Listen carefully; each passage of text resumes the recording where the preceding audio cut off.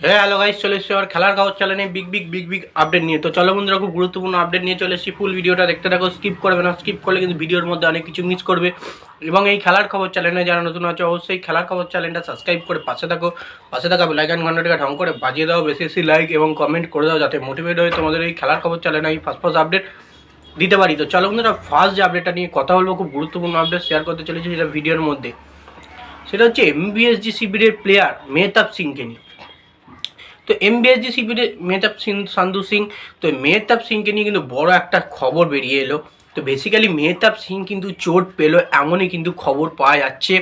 Basically কালকে কিন্তু তাকে প্র্যাকটিস সেশনের সাইড লাইনে বসে থাকতে দেখা গেছে। যেহেতু সামনেই বিএফসি ম্যাচ, কোনো রকম বসার কোনো সময় নেই, সেইখানে কিন্তু মেহতাব সিংয়ের মতো দুর্দান্ত ডিফেন্ডারের প্লেয়ার সে কিন্তু সাইড লাইনে বসে আছে। এটা কিন্তু কিছুটা হলেও চিন্তার ভাঁজ মোহনবাগান সমর্থকদের মাথায়। যেটা শোনা যাচ্ছে খবর সূত্রে, যে ট্রান্সফার মার্কেট সূত্রে বেরিয়ে আসছে, মেহতাব সিংয়ের কিন্তু চোট লেগেছে এমনটাই কিন্তু খবর বেরিয়ে আসছে। এবং মেহতাব সিং কিন্তু বিএফসি ম্যাচ নাও খেলতে পারেন। তার চোটটা হয়তো খুব গুরুতর নয়, কতটা গুরুতর সেরকম কিন্তু কোনো রকমই আপডেট আসেনি। আদৌ কি চোট সত্যি লেগেছে সেটা কিন্তু কনফার্ম কোনো আপডেট আসেনি। তো হয়তো মেহতাব সিং বিএফসি ম্যাচ খেলতেও পারে, আবার নাও খেলতে পারে। তো অবশ্যই বিএফসি ম্যাচের আগের দিন কিন্তু পুরোপুরি মেহতাব সিংকে নিয়ে পুরোপুরি কনফার্ম আপডেটটা চলে আসবে। তোমাদের ফার্স্ট আপডেট আমরা আমার এই খেলার খবর চ্যানেলে মেহতাব সিংকে নিয়ে জানিয়ে দেবো। তো খেলার খবর চ্যানেলে নজর রাখতে হবে তোমাদেরকে মেহতাব সিংয়ের কনফার্ম আপডেট জানার জন্যে। তো এবার নেক্সট যে আপডেটটা নিয়ে কথা বলবো, খুব গুরুত্বপূর্ণ আপডেট, সেটা হচ্ছে এমবিএসজি শিবিরের প্লেয়ার রবসন রবিনোকে নিয়ে। তো রবসন রবিনোকে নিয়ে যে আপডেটটা উঠে আসছে, রবসন রবিনো কিন্তু বিএফসি ম্যাচ খেলছে না, পুরোপুরি কনফার্ম হয়ে গেল। কালকেই কিন্তু ট্রান্সফার মার্কেট সূত্রে খবর সূত্রে জানা গেছে রবসন রবিনো কিন্তু বিএফসি ম্যাচেও তাকে রাখা হচ্ছে না। মানে সার্জিও লোবেরা কিন্তু বিএফসি ম্যাচে রবসন রবিনোকে তার স্কোয়াডের মধ্যে প্লেইং 11-এর মধ্যে রাখছেন না, কারণ তিনি কিন্তু এখনও পুরোপুরি সুস্থ হয়নি।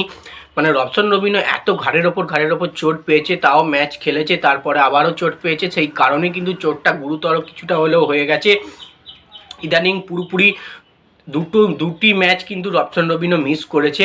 এবং তার সঙ্গে কিন্তু এবার 3 নম্বর ম্যাচ বিএফসি ম্যাচও কিন্তু মিস করতে চলেছে। মোহনবাগান শিবিরে হলেও কিছুটা হলেও দুঃখের সংবাদ। এদিকে মেহতাব সিং, এদিকে রবসন রবিনো, প্রায় দুটো ভালো মানের প্লেয়ার কিন্তু এমবিএসজি শিবির স্কোয়াড থেকে এখনও পর্যন্ত বসে আছে, এমবিএসজি জার্সি গায়ে কিন্তু নামতে পারছেন না। তো যাই হোক, আমরা চাই খুব শীঘ্রই সুস্থ হয়ে রবসন রবিনো এমবিএসজি শিবিরের জার্সি গায়ে মাঠে নামুক। আমরা আশাবাদী নেক্সট ম্যাচ, মানে বিএফসির পরের ম্যাচ, নেক্সট ম্যাচে কিন্তু আমরা রবসন রবিনোকে মাঠে নামতে দেখব। তো এবার নেক্সট যে আপডেটটা নিয়ে কথা বলবো, খুব গুরুত্বপূর্ণ আপডেট, সেটা হচ্ছে ইস্টবেঙ্গল এফসি শিবিরের প্লেয়ার অ্যান্টন সোর্জবার্গকে নিয়ে। খবর সূত্রে জানা যাচ্ছে এই অ্যান্টন সোর্জবার্গেরও কিন্তু ইস্টবেঙ্গল এফসি শিবিরে প্র্যাকটিস সেশন করতে গিয়ে কিন্তু চোট লাগে। এবং তাদের সঙ্গে কিন্তু খেলা আছে কেরালা ব্লাস্টারের। তো সেই ম্যাচে কিন্তু অ্যান্টন সোজবার্গকে কিন্তু স্কোয়াডে দেখতে পাবে না, মানে অস্কার বুজন ব্রিগেডে কিন্তু অ্যান্টন সোজবার্গ থাকবে না, কারণ তার কিছুটা হলেও চোট লেগেছে। এবং অ্যান্টন সোজবার্গের খুব একটা যে ভালো পারফরমেন্স তা কিন্তু নয়, যে হ্যাবক পারফরমেন্স, দলের হয়ে গোলও করেছে, ভালো অ্যাসিস্ট করেছে, কিচ্ছুই করতে পারেনি, ঠিকঠাক জায়গায় দাঁড়াতেই পারেনি।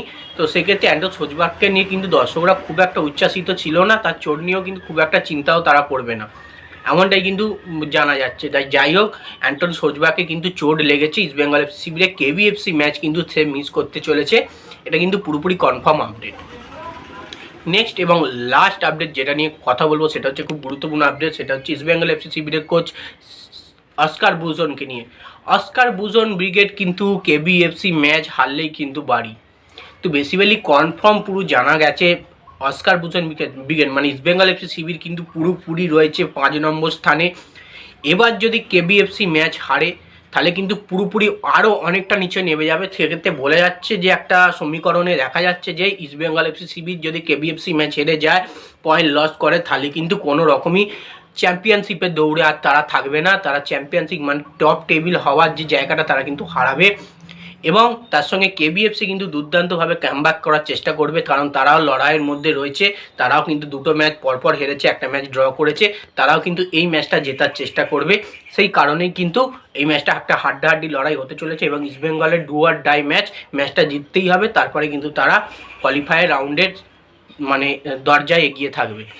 যাই হোক, এই আপডেট ছিল। ভিডিওটা যদি ভালো লেগে থাকে লাইক কমেন্ট শেয়ার সাবস্ক্রাইব করে পাশে থাকে। চলো বন্ধুরা, বাই, আবার নেক্সট ভিডিও দেখা হচ্ছে।